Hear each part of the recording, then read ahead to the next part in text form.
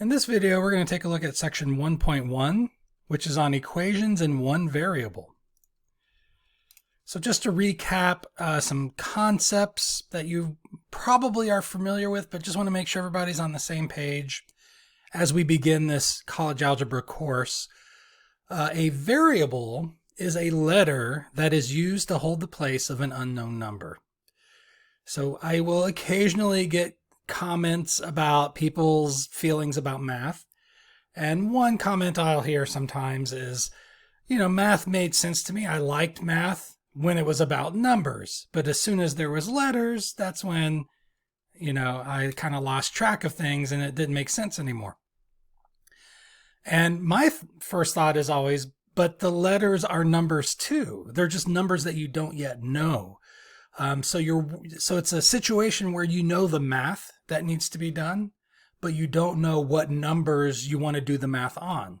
So instead of letting that hold you back, where it's like, I don't know what numbers I want to use, but I know the math I want to do, you can still go ahead and do the math. You just use letters to hold the place of those numbers so that the math can still be worked out. And that's all you're doing with variables. So variables are numbers. They behave as numbers would behave. So keep that in mind. Don't be afraid of variables. Yes, they're letters, but they are just representing numbers that we just don't happen to know yet. And when you're solving an equation, what you're trying to do is figure out what numbers make that equation true, which is what we're about to talk about here in a second. And so it's a placeholder for a number that would make the statement true, and it's our job to figure out what that number should be. So when the equation was set up, it wasn't yet known what that number would be yet, but after you solve the equation, you figure out what that number is. So again, variables are just numbers. An equation is a statement that expresses the equality of two algebraic expressions. So whenever I really struggle with these definitions, especially that one, and when you look at textbooks, that's often the kind of definition you get. And it just seems to be self-referential. An equation is something that expresses equality. That doesn't really tell you what it is. So let me expound on that a little bit more. So an equation is a conditional statement. A conditional statement is a logical statement that's either going to be true or false, depending on the conditions that are provided. The condition being, what value are you going to use for the variables in that equation? So the equation maybe is false when x is equal to 1. Under that condition, it's false. But it's true when x is equal to 2. So under the condition that x is equal to 2, this equation will be true. So it's a true or false statement, but it's conditional based on what values you select for the variables. And with equations, it's true when the value on the left-hand side matches the value on the right-hand side. It's false when they don't match. That's how you determine when an equation is true or false. A solution is any value that, when substituted into an equation for the variable, results in a true statement. So this is the condition. So a solution is essentially the condition under which an equation is true. So give me a value. If it makes the equation true, that value is called a solution. If it makes the equation false, that value is not a solution. Right? So those terms will get used throughout the course, and it really is helpful to understand what they are. All right, so I'm glad we took a moment to talk about those. In this section, we are going to look at 3 different types of equations of one variable. You'll find I don't know how other college algebra courses are structured, but in our structuring of college algebra, chapter 1 is essentially a review chapter. There are a couple of topics that might be new for many students even, but most of the topics are topics that you should have seen in a previous math class, and they're kind of treated as such. So you're going to actually find that to be the case here in section 1.1. We're going to cover 3 fairly broad, different types of equations in this one section. And we're kind of doing so quickly, right? This is one lesson, and we're going to cover a lot of ground in this one lesson. And all of chapter 1 is like that. Every section covers a ton of ground because it's assuming you've seen the content before, and we're just kind of reviewing it. The first type is probably the most basic type of equation, what you would normally think of when you think of equations, linear equations of one variable. And to solve these, all you have to do is isolate the variable on one side of the equation. So get the variable by itself, move everything else to the other side, and you get your solution that way. All right, so here's an example. All right, so 15 plus 7z equals 8 times parentheses z minus 2. We want to solve this equation. So first, we'll start by getting rid of the parentheses. You can't solve this for z while one of the z's is stuck in a parentheses. You got to get it out of the parentheses where you can kind of work with it. And so we'll distribute the 8 into the parentheses, right? And so we're going to get, I shouldn't have these placed in the middle of the screen. I should have these up higher. I think I eventually do that with my PowerPoints, but this is chapter 1. I was just kind of starting out and I didn't really have a good design philosophy when I was starting out. So I'll just maybe put the work up here. So the left-hand side doesn't change. However, notice that I'm still going to write it down.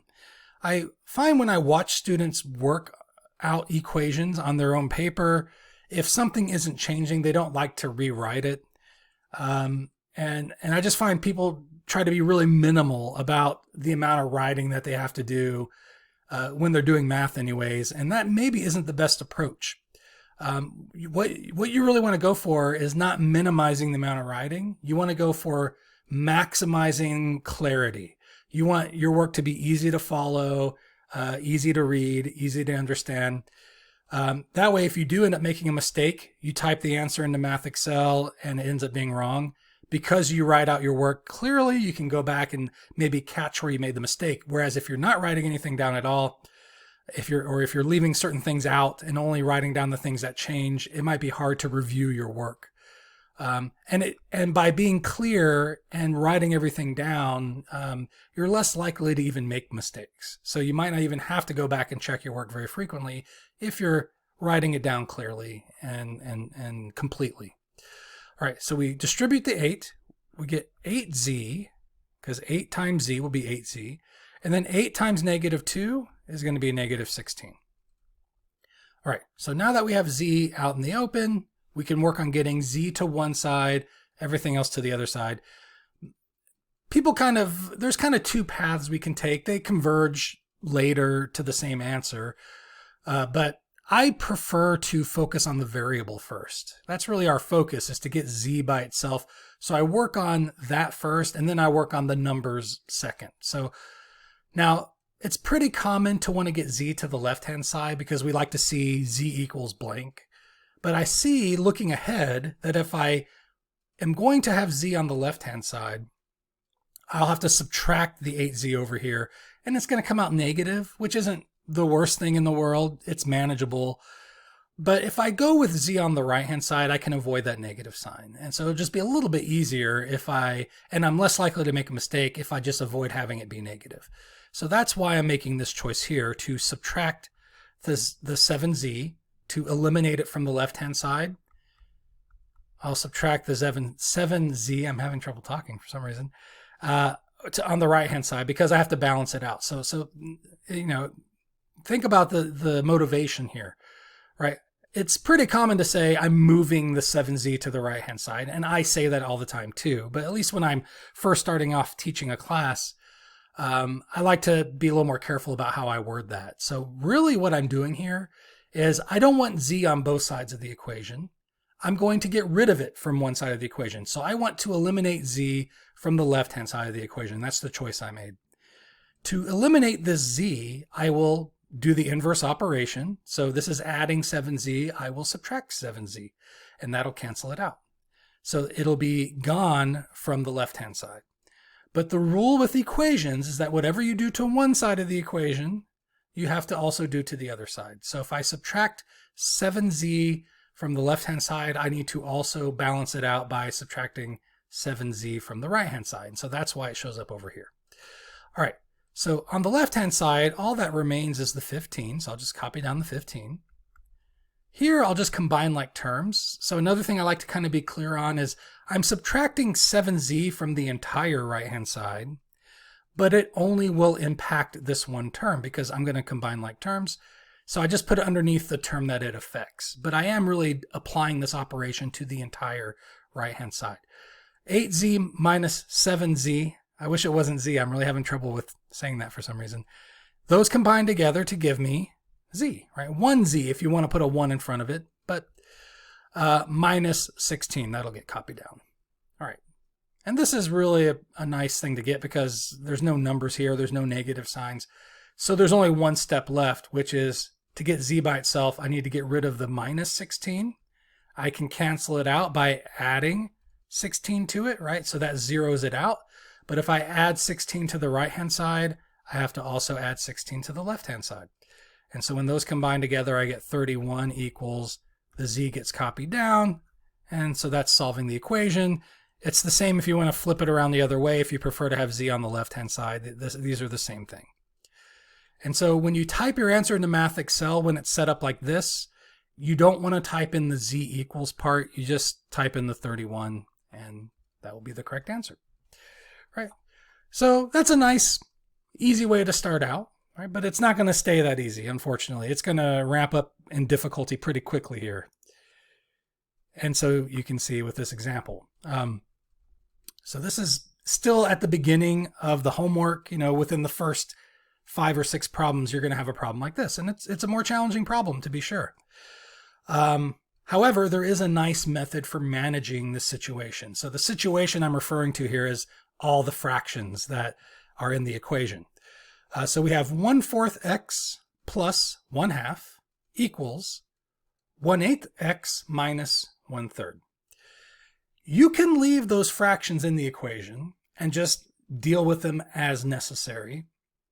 But that's a really difficult way to manage the problem, and you're very likely to make mistakes with all those fractions, possibly. I don't know. Using a calculator, you might not have such trouble with it. But it's much easier, even if you are using a calculator, it's much easier to just not have the fractions in the equation at all. And so there is a thing you can do here to eliminate the fractions from your equation, and then you can solve it like a normal equation without having to deal with fractions. And that thing is to find the common denominator of all the fractions in the equation from both sides, and then multiply that common denominator to both sides. And what's going to happen is, because it's the common denominator, it will cancel out with every denominator in the equation. And if the denominators all get canceled out, they're not fractions anymore, right? So we need to look at all the denominators here. We have 4, we have 2, we have 8, and we have 3. And we need to think, what is the common denominator for 4, 2, 8, and 3? It's a lot of numbers to consider. If you're thinking 8, that doesn't work because of 3. If you're thinking 12, that doesn't work because of the 8. So you might have to kind of inch up a little bit there, picking larger and larger numbers to accommodate all 4 of these. And the smallest number that's going to work here is 24, right? And you know you find the right number if every denominator you have can be divided into that number, right? So 24, 4 can divide into 24 evenly. 2 divides into 24 evenly. 8 divides into 24 evenly. So that's how you find the common denominator. You want to find the smallest number that can be divided by each of these numbers evenly. And that's going to be your common denominator. At least that's the way I think of finding it. All right. So 24 is my common denominator, often abbreviated as LCD, right? Least common denominator is 24. It doesn't have to be the least common denominator for this to work. If you thought 48, it's not the least common denominator, but it will get the job done. So 48 would work here also. What you want to do is multiply the common denominator to the left-hand side. So I'm going to multiply 24 to the entire left-hand side and the entire right-hand side. Right. So again, it's balanced. I'm doing the same thing to both sides, which is why you have to consider all 4 numbers at the same time. Because if you only did the left-hand side, you'd say, oh, the common denominator here is 8. Over here, it's 24. But you can't multiply 8 to one side and 24 to the other side. You have to pick a number that works for all 4 of them so you can multiply the same number to both sides. All right. Anyways, so we are going to distribute, and it gets multiplied to every term. And not that it's important here, but sometimes students will say you multiply it to every fraction. And that's not quite the way you want to think of it. You multiply to every term, whether it's a fraction or not. So even if this wasn't a fraction, the 24 would still have to get multiplied to that term. That's just how the math works. Excuse me. So we're going to have 24 times 1/4 x plus 24 times 1/2. I'm going to run out of room here, I'm afraid. Equals 24, I'm going to have to write smaller, times 1/8 x minus 24 times 1/3. Right? So the 24 is getting multiplied to every term on the left and right hand side. And so because this 24 is going up against these fractions, it helps to think of the 24 as a fraction also. So think of the 24 as being over 1. Write it as a fraction as well. So you can kind of see how things are lining up. And then you can simplify. And what's going to happen, you could do 24 times 1 is 24, right? Over 1 times 4 is going to be 4, and then reduce that and you get 6. But the quicker way to do this is to reduce first. So the 4 can cancel out into the 24, cancel out with the 24. I kind of conflated two phrases there. 4 divides into the 24 or cancels out with the 24.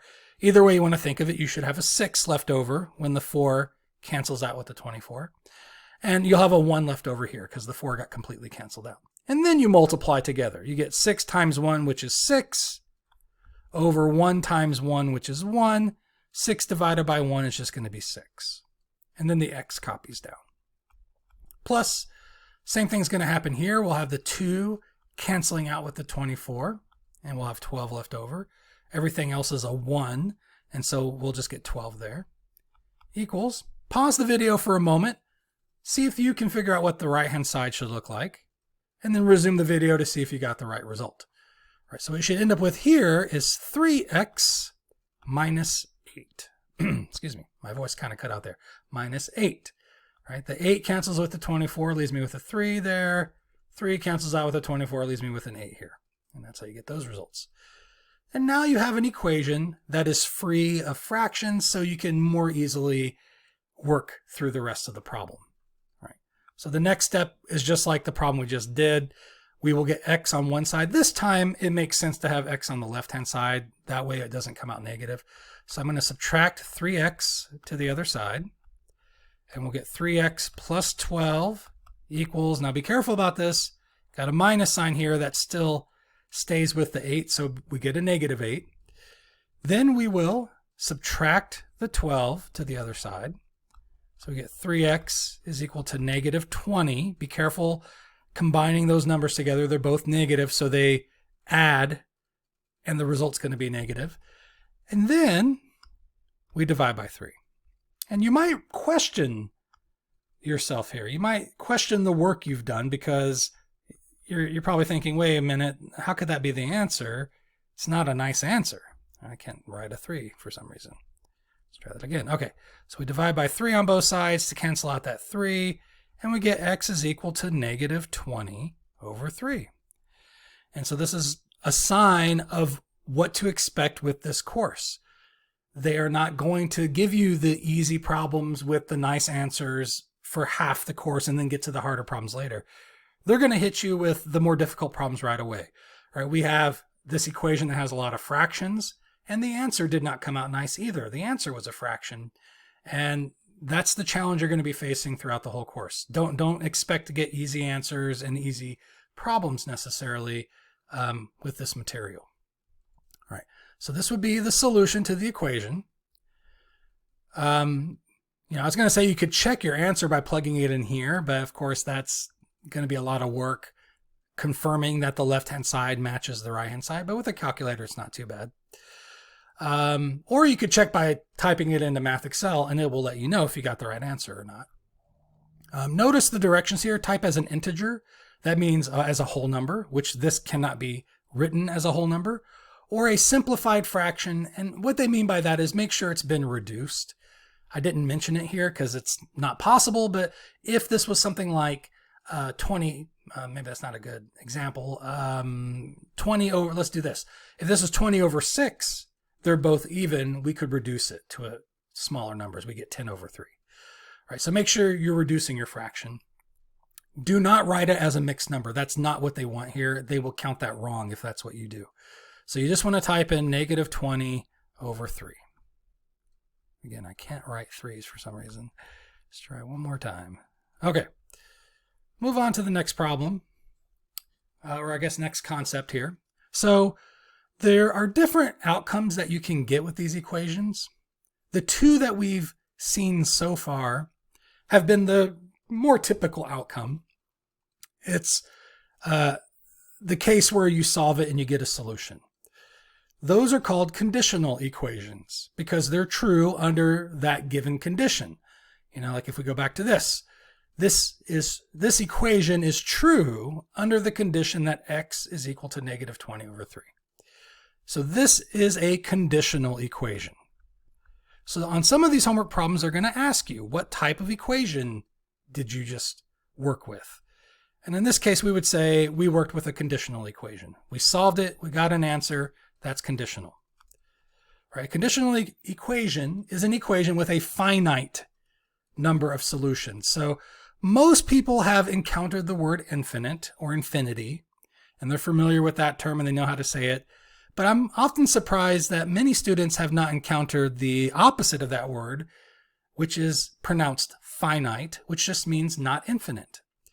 So getting one solution that's not infinite, that makes it a conditional equation.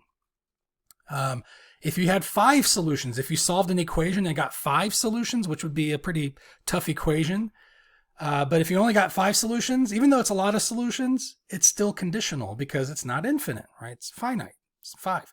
Even 100 solutions would be finite, right? But in this section, for most of these problems, if you get one answer, it's conditional. We will be seeing an equation that gives you 2 answers later, and it's not going to ask you, but in those cases, those are also conditional, right? If you get 2 solutions, that's still a conditional equation. As long as you get solutions and it's not infinite, it's conditional. But there are 2 other possibilities. One possibility is that you could try to solve an equation and find that there are an infinite number of solutions. We haven't seen an example of that yet, but we're going to. That is called an identity. Because what's going on there essentially is the left-hand side is identical to the right-hand side, which means it's always going to be true no matter what number you plug in. If the left-hand side matches the right-hand side, the values are always going to match. So any number is going to make it true. And so you get an infinite number of solutions that way. Or almost any number. We're going to see a type of equation where there's still numbers you can't use, but any number you can use will make it true, so it's still infinite. And we call those identities. The other possibility is that you get an equation that has no solution, that is impossible to make true. No matter what number you choose for x, the left-hand side will never match the right-hand side. It'll never be a true statement. And those are called inconsistent equations. We haven't seen an example of that yet either, but we will. All right, so inconsistent is the other case. So these are special cases, and we'll talk about how to recognize in your equation when you have one of those special cases. All right, so let's take a look at this example. So we have 4 times parentheses x minus 6 equals 4x plus 24.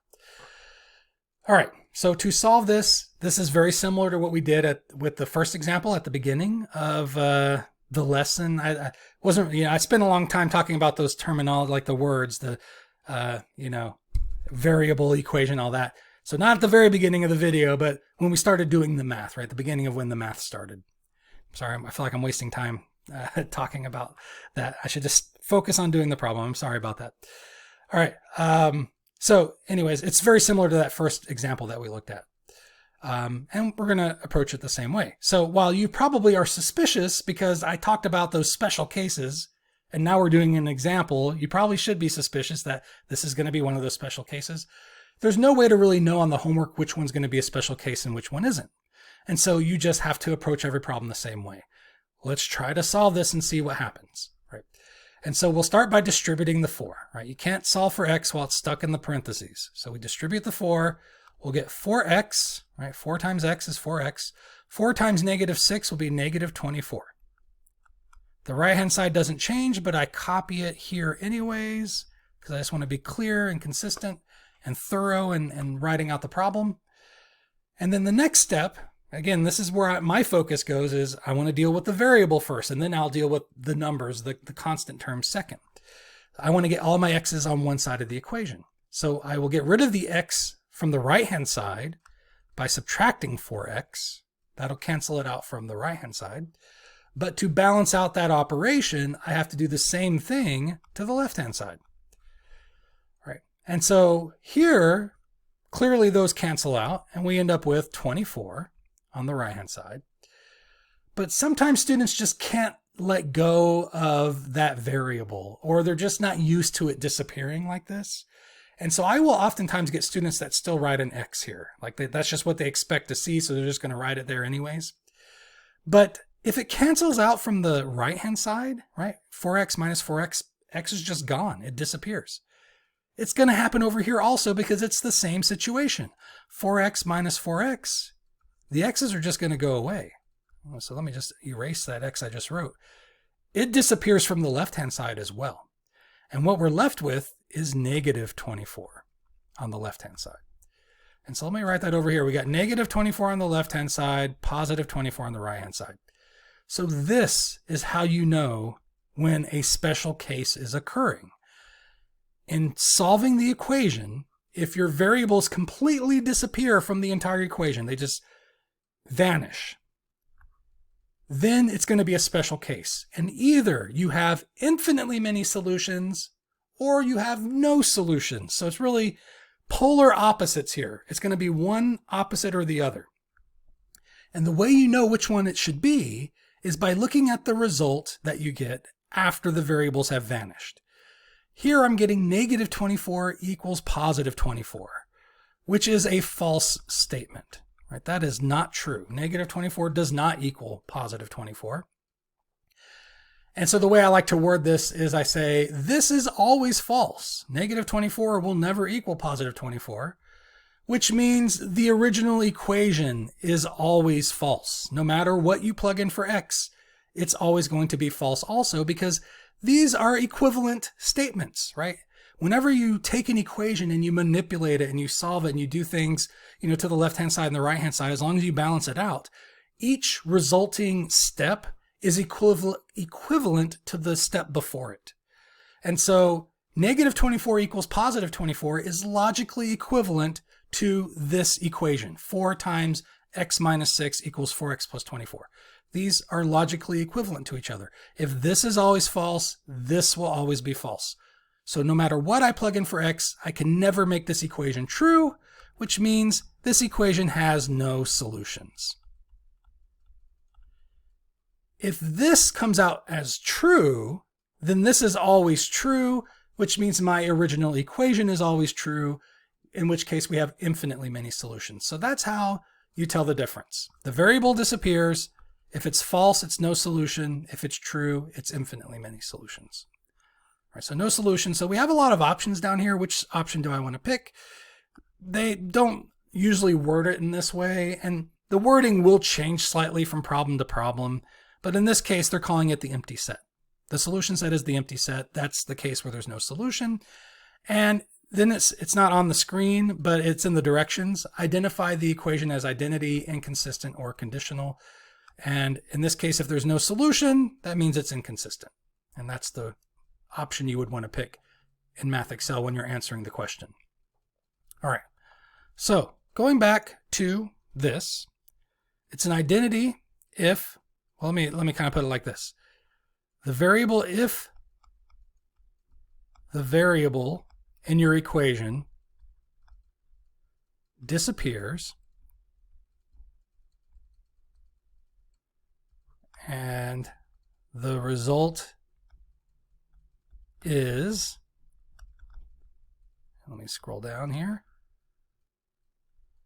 If the result is colon, one possibility is true, it's an identity, and there's infinitely many solutions. If the result is false, it's inconsistent. All right, so that's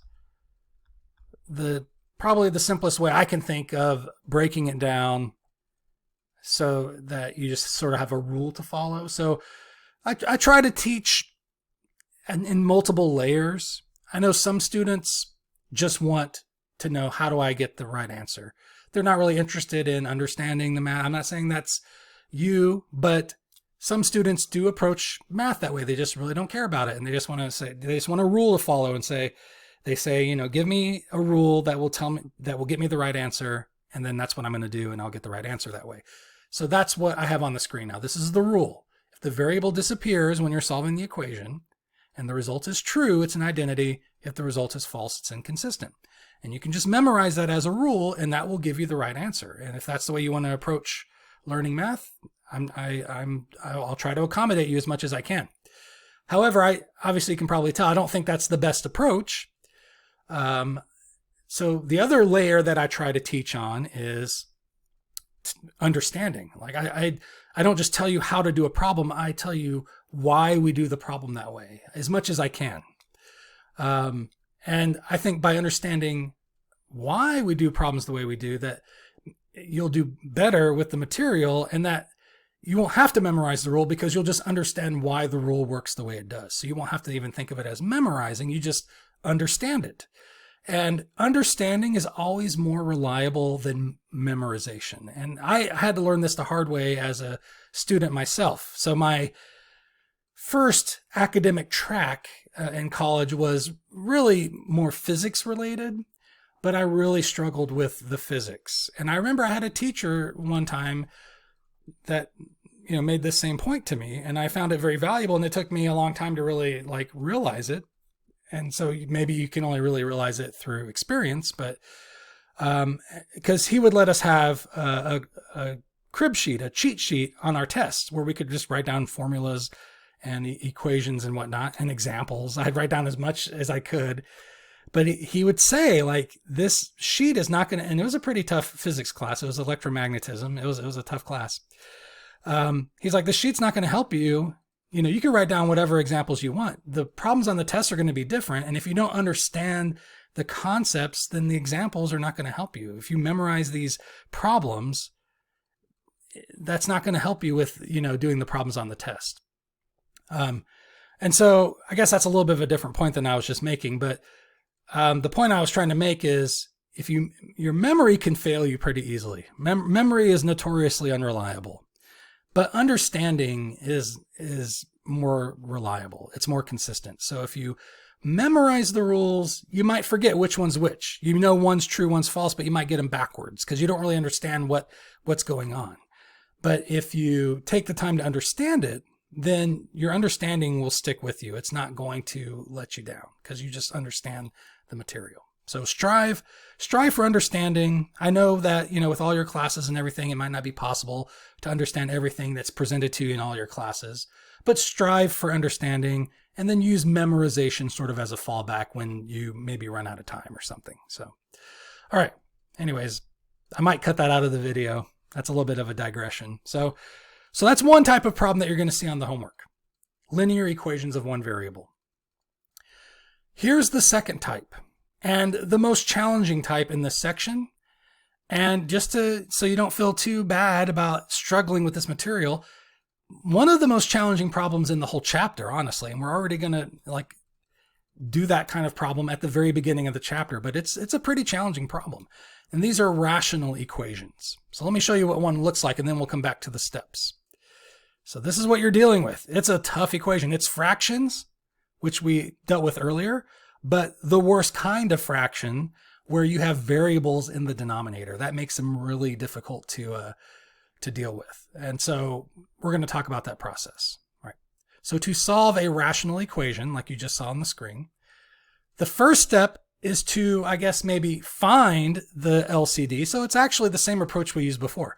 Find the common denominator, which is the LCM of the denominators. The least common multiple is the least common denominator. And there is a process you have to follow to do that, which I will outline when we do the example.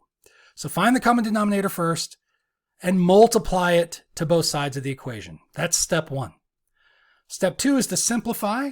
And just like we saw in the earlier example, what should happen is the denominator should get canceled out. And so the fractions will just go away.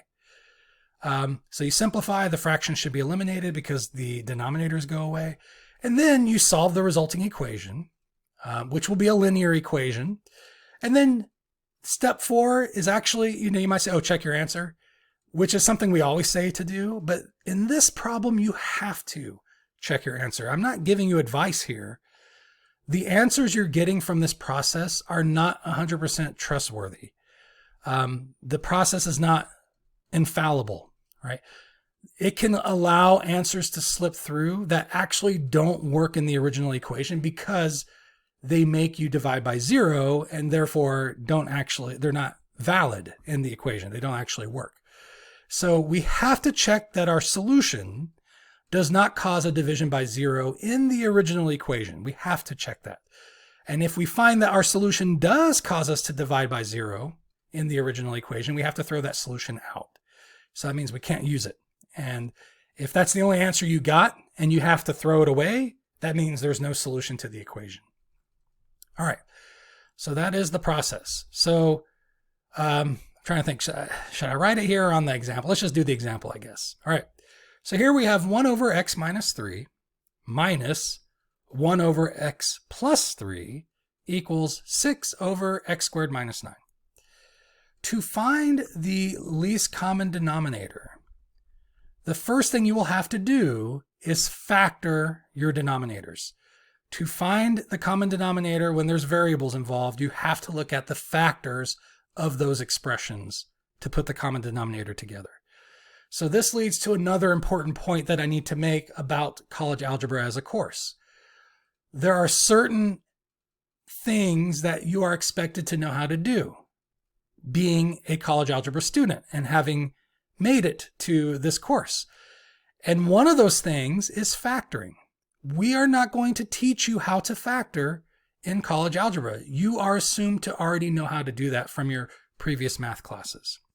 So if that isn't the case, and you've maybe forgotten how factoring works, it's really important that you take the time to review that material. Go on YouTube and find some examples. I have some videos out there as well from my intermediate algebra class of how to factor. See if you can find some kind of website that kind of reviews that topic with you, because it's going to be really necessary throughout the whole course that you are able to factor. It's not that we're going to have one chapter or one section where we just focus on factoring, but it's just sprinkled throughout the whole course. Case in point, right? The focus here is solving a rational equation, but part of that process is to factor. And that's just on this problem. We didn't have to do it on the previous problems. We're not going to have to do it on the next type of problem, which is absolute value. We're not going to have to factor there, but it is relevant here. And you're going to see that happen in other places as well, where the focus is on graphing, or it's on, dealing with polynomials or something like that. And part of that process is to factor, even though the topic you're learning is something else. So make sure you go back and review how to factor if you've forgotten how to do that. Another topic that I find is pretty relevant that some students are kind of rusty on is radicals. So that's another thing that we do not teach, how to simplify radicals in this class. It's assumed you already know how to do that. So for example, something like square root of 8. Can you simplify that without using a calculator, but I guess I don't know if you have to deal with variables and radicals in this class very much. So maybe that would be okay if you just had a calculator that did it for you. But this is something else that you will encounter here and there throughout the entire course. And it's just expected that you will recognize what to do with that. And so if you're not sure how to simplify square root of 8, that's something else I would recommend that you review.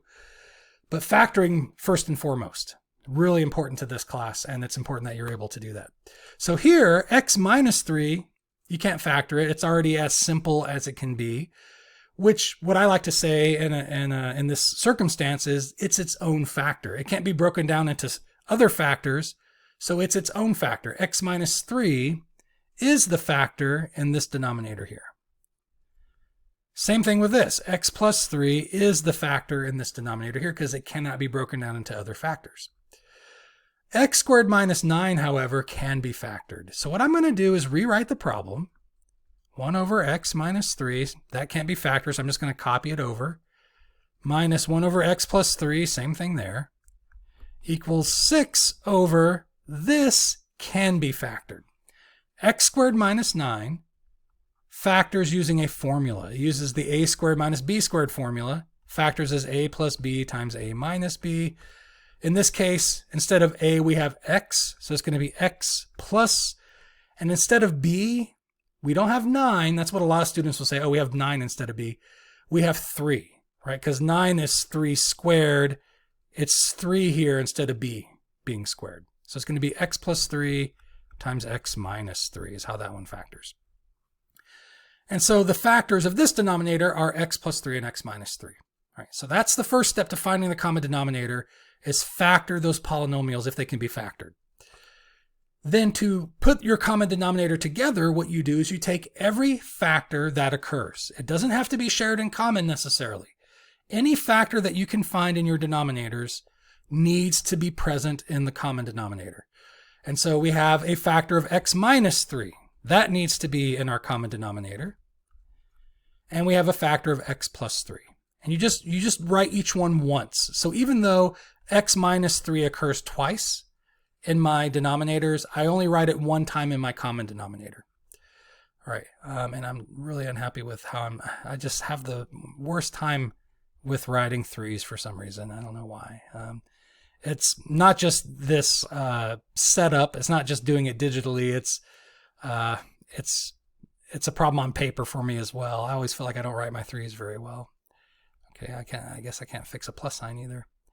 All right, let's try this. Plus 3. There we go. Okay. All right, so as I was saying, even though this occurs twice, you only write it one time in your common denominator. The way you would get more of these in your common denominator is if these were raised to higher powers. So if this was x minus 3 squared, you want to take the highest power that occurs of that factor.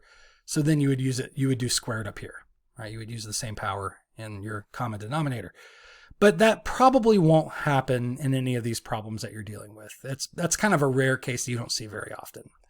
Right. So take each factor that occurs, raise each factor to the highest power that occurs. These are all to the first power. And that's your common denominator. So it's not as hard as it might look when you first see a problem like this. You factor it, take each factor that occurs, that gives you your common denominator. Then we multiply that common denominator to both sides of the equation. Now I'm already out of room here. Like I didn't really leave myself enough room on the left-hand side. But normally the way I write this, because it's a lot of writing, and I do, like I was criticizing minimizing your writing earlier, but you should look for ways to minimize the writing without losing clarity. And so this is one way you could do that, right? So instead of actually writing it on both sides of the equation, I can just put parentheses around the whole equation and say I'm multiplying this common denominator to the whole equation, the left-hand side and the right-hand side. So it's still clear what I'm doing, and it's a little bit less writing. All right. And because this is going up against all these fractions, I'm going to think of this as a fraction. So I'll put it over 1. And it gets distributed, multiplied to each term, right? Whether it's a fraction or not, you multiply it to each term. And what's going to happen is when this multiplies to this, things are going to cancel out. The denominator is going to cancel out with that common denominator, right? And so I'm going to write it out one time, but I don't want to have to write it out for each one of these, because then sometimes when you write out too much, you kind of lose clarity, right? Because there's just too much being written out. So here's what's happening. We have 1 over x minus 3 times the common denominator. X minus 3 times x plus 3 over 1. I'm doing a bad job writing my 3's. All right. So we have an x minus 3 in the denominator on the bottom. We have an x minus 3 on top. As factors, they cancel each other out. So the rule with canceling out, reducing fractions or canceling things out with variables is that they have to be factors for them to cancel out. X minus 3 is a factor here, it's a factor here, they cancel each other out. So all I'm left with is the x plus 3, right? So again, maybe writing it down here, the x minus 3 cancels out with the x minus 3, we have an x plus 3 left over, which multiplies to the 1 that we have here. But multiplying by 1 doesn't change it. It's still x plus 3. All right. And so we'll have x plus 3 left over from this. Now, the reason I don't want to leave that mark on my common denominator is a fresh copy of this has to get multiplied to the next term. So while the x minus 3 cancels out in the first case, it also has to get multiplied to the second term. The original copy of it has to get multiplied to the second term. So the x minus 3 is going to be there again when we multiply it to the second term, right? So a fresh copy of this has to get multiplied to each term separately. So you don't want to mark on the original copy is what I'm trying to say. All right, we have a minus sign here, so I'm going to copy that down. So let's try to do this without having to write it out. A fresh copy of this gets multiplied to the second fraction. What's going to cancel out? The x plus 3's are going to cancel out, so I'll temporarily mark on that to show that they're canceling out. What am I going to be left with? An x minus 3, which gets multiplied to the 1, which is going to leave it as just x minus 3. Right? So let me undo the mark I made. So we'll have an x minus 3 left here. Now, in the first case, I didn't leave parentheses on the x plus 3 because nothing else was going on here. But for the second case, I do actually need to keep the parentheses around that because we have a minus sign waiting for this result. So whatever result I get here, I want to subtract all of it, which means I need to keep it in parentheses, and which ultimately means the minus sign has to get distributed there. All right, which we will do in just a second. All right, for the right-hand side, everything cancels out. The x plus 3's cancel out. The x minus 3's cancel out. Everything's going to cancel out. And so what am I left with? I'll be left with this 6. Right. So the common denominator disappears. It cancels out with this denominator down here. We have a 6 left over. That was there in the original numerator. All right. So then we distribute this minus sign. We get x plus 3 minus x plus 3 equals 6. And we end up finding, and I don't know why this textbook likes this kind of problem, but for these rational equations, they really like to do these special case ones. I have trouble on the homework finding a problem where this doesn't happen for some reason. It's just many of the problems of this type end up in this way, which is, what's about to happen here is the x's cancel out, right? X minus x, they cancel each other out. We get 3 plus 3 here, which is going to be 6 equals 6. That happens on a lot of these problems for some reason. And so that means it's a special case, right? If your variable disappears while you're trying to solve the equation, that either means you have infinitely many solutions or no solution, right? It's one of the special cases. In this case, this comes out true. So remember what the rule is for that. If this is always true, the original equation is always true. No matter what you plug in for x, this equation will always be true, which means you have an infinite number of solutions. Maybe I should write that first. All right, so we have infinitely many solutions. And that means this is an identity. All right, so if they ask us what type of equation was it, we're going to say it's an identity. There's infinitely many solutions. So looking at our options here for how to answer this problem on Math Excel, we know D isn't correct because D would be, if there was no solution, right? Empty set means no solution. A is the option you would pick if you had a solution.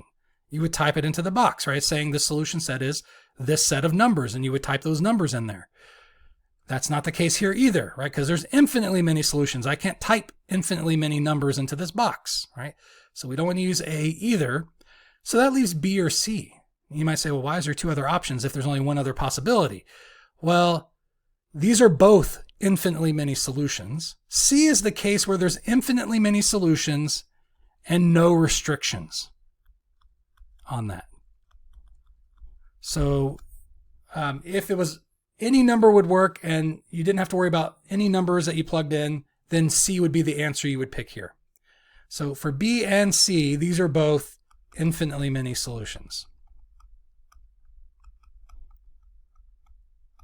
All right. B is the answer you pick when there's infinitely many solutions, but there are some exemptions. There's some limitations where there's certain numbers you still can't choose that still don't work. And that's actually the correct choice for this problem.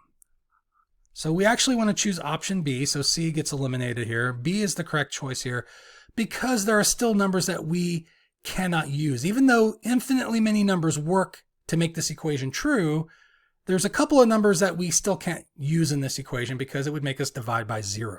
So it goes back to this fourth step here. We have to avoid using numbers that would make us divide by 0.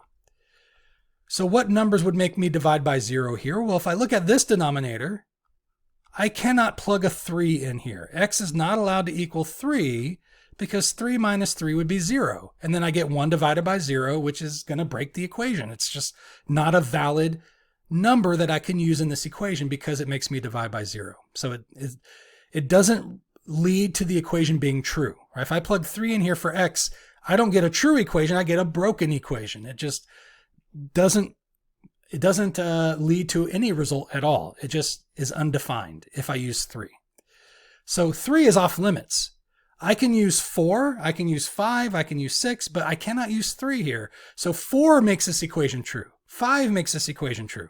But 3 is invalid. It cannot be used in this equation. So I have to type that into the box here. Any number, this is basically saying X can be any number you want except for the number 3. And there's one other limitation. If you look at this denominator, X cannot equal negative 3, right? So if I plug negative 3 in here for X, I get negative 3 plus 3, which would be 0 again. And that also is invalid. That also breaks the equation. And so negative 3 also is not okay. So the solution set to this equation is any number you want except the number 3 or negative 3. Those are off limits. Those cannot be used here. All right. Let's take a look at another example of this type. Let's see, I have 2. Okay, I think 2 is okay. And then we have one more type to do. I'm sorry, the video is already at 50 minutes. It might get cut down a little bit if I delete some of the stuff I was rambling about earlier, but it's still getting to be a pretty lengthy video, so I apologize for that. Same process here. The first step is to find the common denominator. And to do that, we have to factor these denominators. And these are set up to be, they're supposed to be easier to factor, but sometimes the easier you make something, the more difficult it is to figure out. It's kind of a weird thing that happens sometimes. And so these can be factored. This one can't, right? So we have 1 over w minus 1. That cannot be factored, which means w minus 1 is the factor in this denominator. Minus 2 over, for these denominators, we can factor out of 5. So I'm going to factor out, it's a common factor. Factor out of 5. And if I take a 5 away from both of these terms, I'll have a w left over in the first term. And here, it looks like I'm taking everything away from that term, but really there's an invisible 1 there. Right? So when I take the 5 away, a 1 will be left behind. So we get w minus 1. All right, let's try that again. All right. Equals 3 over, same thing's going to happen here. We factor out the 5 because it's a common factor, and we'll have a w minus 1 left over.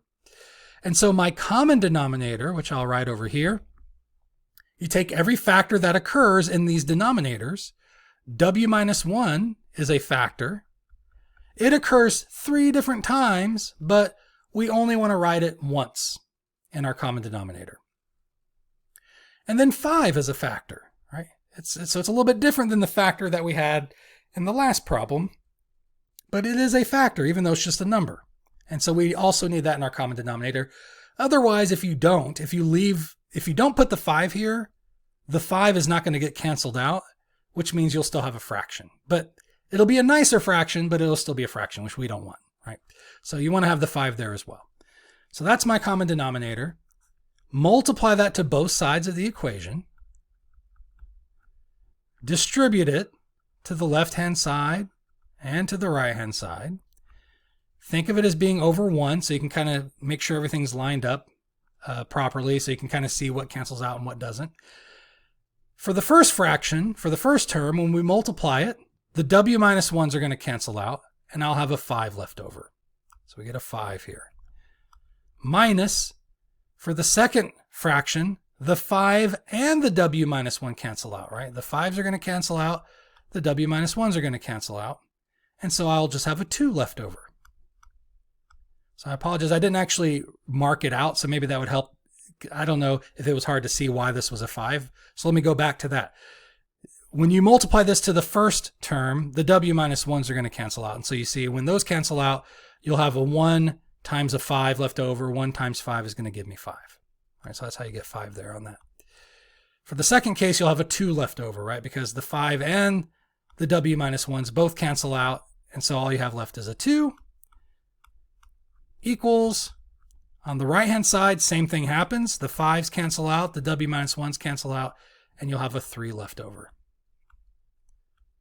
And so, again, this is a little bit different than the last problem, but essentially the same outcome. The variables have disappeared. They've disappeared for a different reason, if you will, but same difference, right? If in the course of solving the equation, your variables disappear for any reason, it's one of the special cases. So pause the video and see if you can determine which one it should be. Is it infinitely many solutions or is it no solution? Then resume the video to see if you came up with the right answer. All right, so what you should have determined is that this is another case of having infinitely many solutions, right? 5 minus 2 gives me 3. 3 does equal 3. That is true. And so we have infinitely many solutions. I can't write 3s, and I seem to pick problems that have a bunch of them. And I also can't draw arrows for some reason, so I'm sorry about that. So we have infinitely many solutions, which means it's an identity. All right.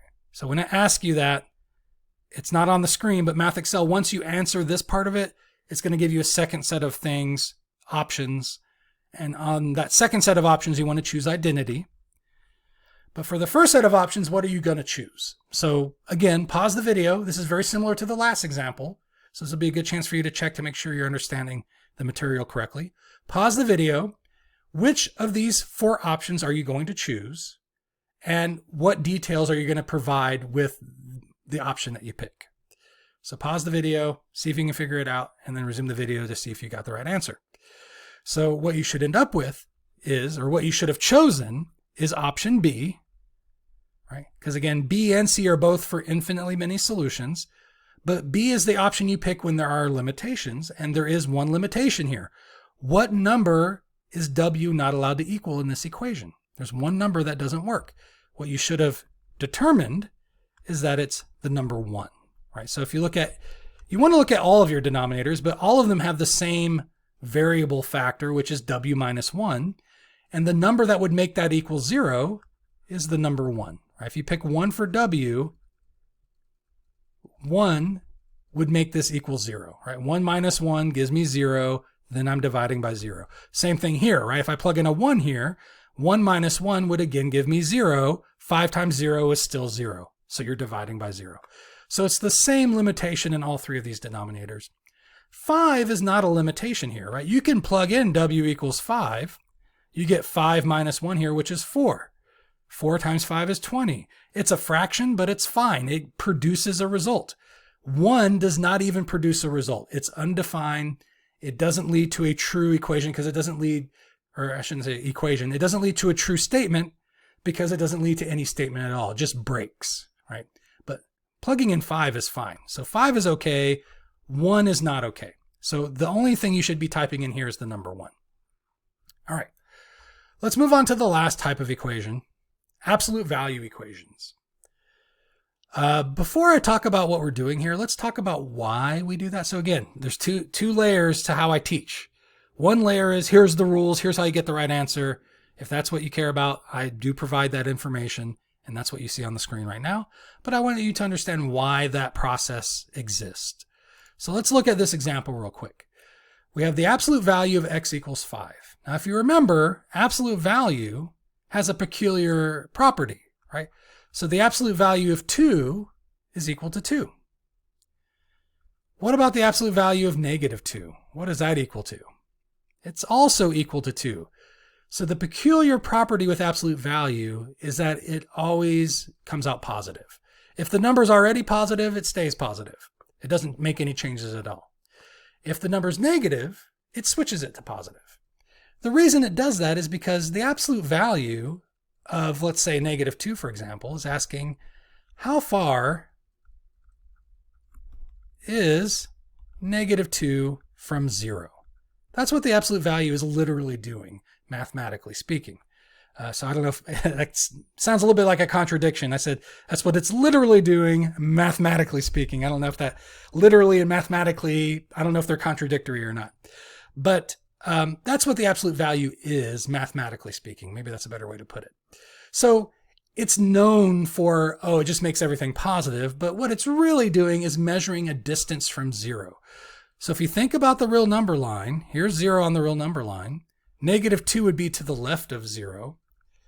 How far away is -2 from 0? It's kind of a silly question, but that's what absolute value is driving at. How far away is -2 from 0? It's 2 away. And so that's why the answer comes out +2, because it's a distance, and distances are always positive, right? That's why absolute value of 2 is also equal to 2, because how far away is 2 from 0? It's also 2 away, right? So if you think about the absolute value as measuring distance from 0 on the real number line, then this equation is asking you what numbers, it's looking for numbers, that's the x part, right? Give me some numbers here, whose distance from 0,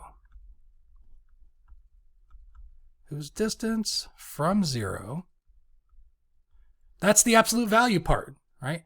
So we're looking for numbers whose distance from 0 is, right? That's the equal sign. Equals becomes is 5. So what numbers have a distance from 0 equal to 5? That's what this equation is asking you for. So if you look at the real number line, maybe let me draw it again anew over here. Here's 0. What numbers are 5 away from 0? Well, +5 is 5 away from 0. So that's one solution to this equation. X could be equal to 5, because that has a distance from 0 equal to 5. But there's another number that has a distance from 0 equal to 5, and that's -5. So -5 is also 5 away from 0, so that's another solution to this equation. So this equation has two solutions, 5 and -5. All right, now that hopefully makes sense for why those would be our two answers there. And the distance interpretation is easiest when it's just x by itself. It becomes more challenging to apply the distance concept as the equations become more complicated. So for example, when we look at an equation like this, what are we looking for here in terms of distance? It's numbers when multiplied by 2, right, because that's where the multiplying by 2 comes in, have a distance from 7, not from 0 anymore, because -7 is going to shift that. We want numbers that when they're multiplied by 2 will have a distance from 7 equal to 8. And that's, okay, so I'm lost. You're lost, I'm lost.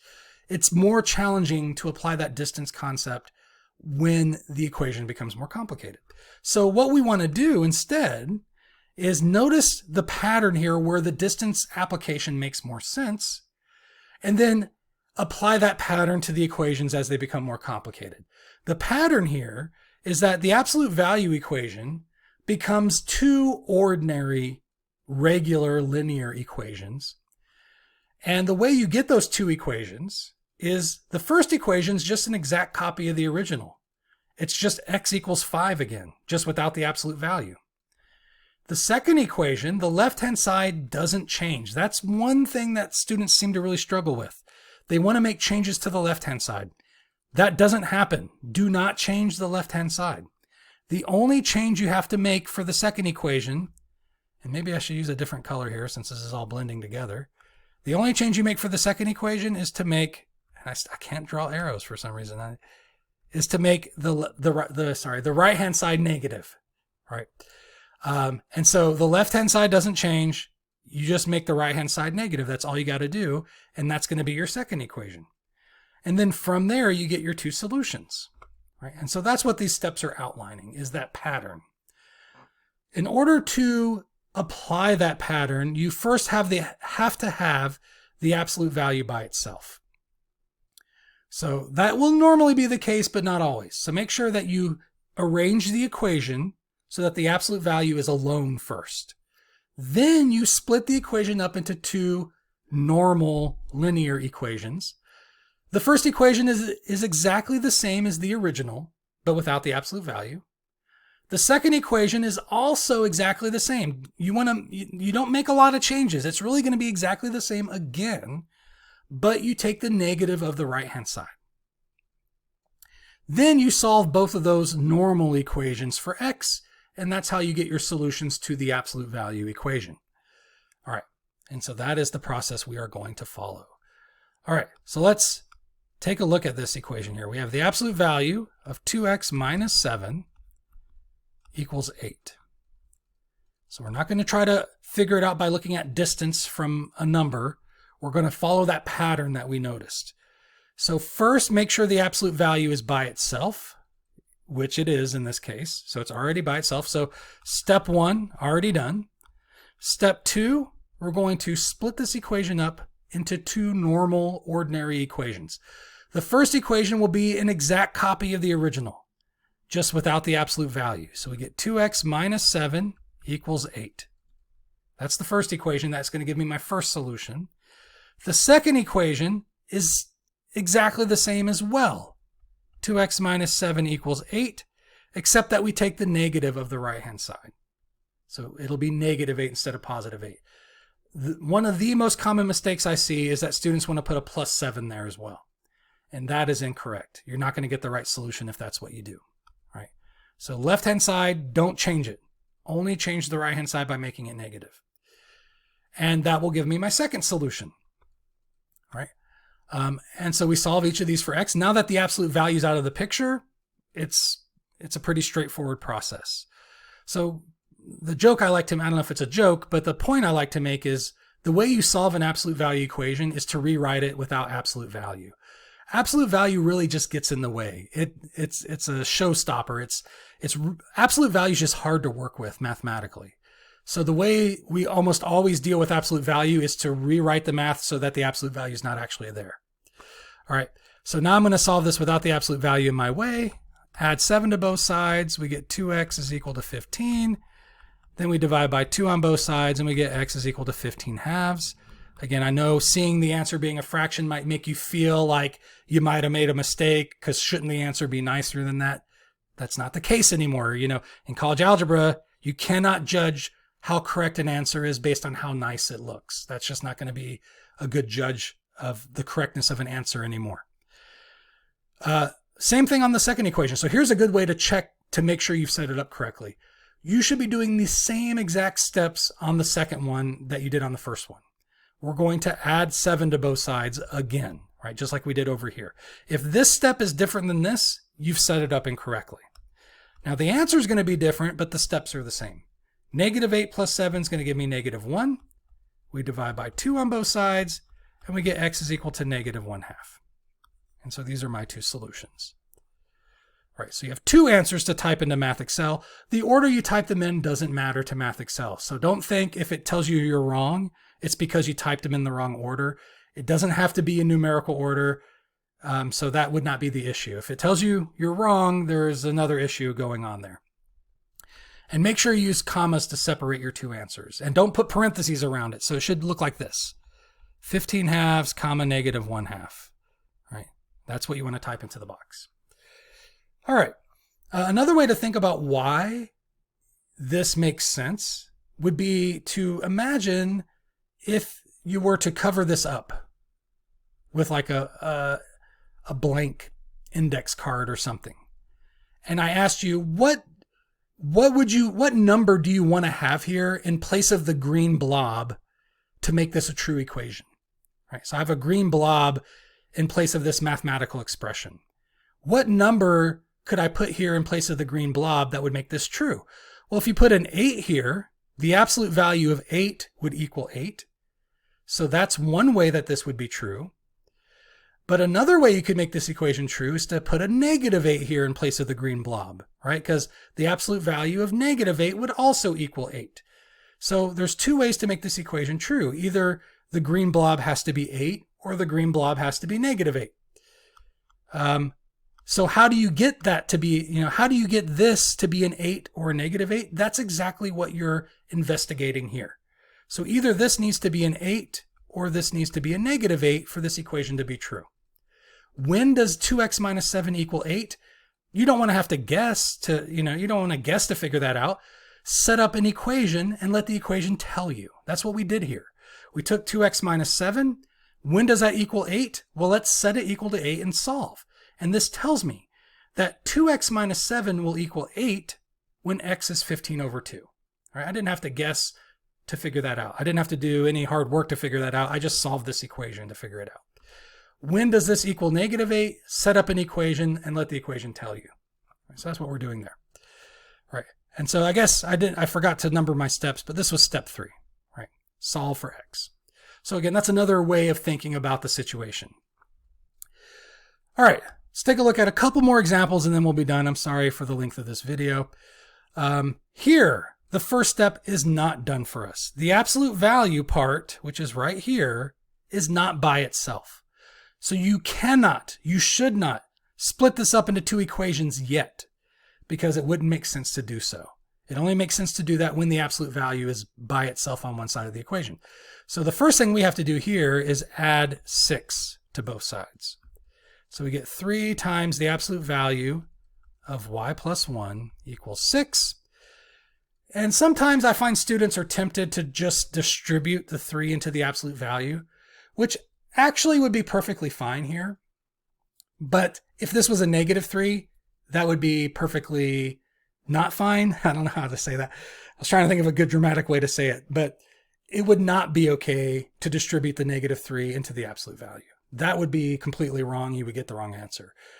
And the other thing sometimes students will do is, with the absolute value, they'll subtract the 1 out of the absolute value to the right-hand side.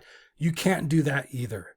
So there are certain situations where things can go into or come out of the absolute value, and there's certain situations where they can't. And instead of going through all the situations where it's okay and it's not okay, it's complicated to think of that way. The simple thing is just to not do that at all. Do not distribute anything into the absolute value. Do not bring anything from inside the absolute value outside the absolute value. Just don't do that at all and you'll be fine. All right. So don't distribute anything into the absolute value. Do not bring anything from inside the absolute value outside the absolute value. So what you should do with this 3 instead is move it to the other side of the equation. It's being multiplied to the absolute value. So to cancel it out, we want to divide by 3 on both sides. That'll cancel out the 3's. And we get the absolute value of y plus 1 is equal to 2. So that's step 1. Get the absolute value by itself. Step 2 is to split this up. Our 2 equations will become y plus 1 equals 2 and y plus 1 equals negative 2. All right, so that's step 2. Step 3 is to solve the resulting equations. And this one's super duper easy. So you subtract 1 from both sides, you get y is equal to 1. That's one solution. Subtract 1 from both sides, you get y is equal to negative 3. And so those are your 2 solutions. Those are the 2 numbers you type into the box there, separated by a comma. All right. Let's look at, it looks like I have 2 more examples. I'm not sure how necessary this one is. I have it on the homework. Sometimes I'll put some challenging problems at the end of the homework. These would never be problems I would put on an exam. They're just, interesting, maybe fun problems if you think math can be fun, but nothing to stress you out about. And so this video is already a little bit too long. I think I'm not going to do this problem. And if you have trouble, if it's bothering you on the homework, look at the view an example on Math Excel. Hopefully you can figure it out from that. But if you have any questions about it, just email me if I'm your instructor, and I will get back to you on that. Now this problems were actually pretty easy. It looks complicated, and you can put a lot of work into this problem if you're not careful with it. For example, you might say, okay, the absolute value is by itself. Step 2, split this up. We'll get 6x minus 13 equals negative 15. 6x minus 13 equals positive 15. You can solve both of these for x. You'll get x equals 2 different numbers. You type those into Math Excel, and Math Excel says you're wrong. And you might think, oh, maybe I made a mistake somewhere. Let me go back and check my arithmetic. That might be that might be true. Maybe you did make a mistake with your arithmetic, but that's not the issue here. The issue is even if you do this correctly, it won't be the right answer. And the reason is, if you were to take whatever result you get here and check your answer by plugging it into the equation, it will never work, because whatever you plug in here, whatever number you get in this absolute value, when you take the absolute value of that number, it will always come out positive, right? That's the special characteristic of absolute value, is that it always produces positive results. And so it's impossible for the absolute value here to equal negative 15. So that's what you want to be on the lookout for. If you have the absolute value by itself and it's equal to a negative number of some kind, that's an impossible equation and it will have no solution. And so don't waste your time. Don't waste your time splitting it up, getting x by itself, because it will not work. Whatever numbers you get here just will not be solutions to the equation. And so there's no solution to this equation. So be on the lookout for that. Save yourself some time if you can catch that early. Yeah. Now be careful. You can plug negative numbers into an absolute value. So you might go back here and say, well, wait a minute. This was negative. Does that mean this is not a good solution? It's okay to have negative numbers get plugged into an absolute value. It's not okay for the absolute value to equal a negative number, right? So be careful. There's two different scenarios we're talking about there. So it's okay for y to equal negative 3. You can plug negative 3 into this absolute value. You get negative 3 plus 1, which is negative 2. The absolute value of negative 2 is 2. And so it equals the right-hand side, right? So it checks out. So the absolute value can handle negative numbers being plugged into it, but it cannot handle being equal to a negative number. That is impossible, right? So that's the difference there. Anyways, that concludes section 1.1. Again, sorry for the length of the video, and sorry I went off on a few tangents here. I will try to minimize how often I do that going forward, but I wanted to just explain a few things, kind of get started off on the right foot. We had some philosophical discussions in this video, which I think were worth having, and I hope that you find that helpful as you go forward through college algebra. So thank you for watching, and I'll see you in the next video for section 1.2.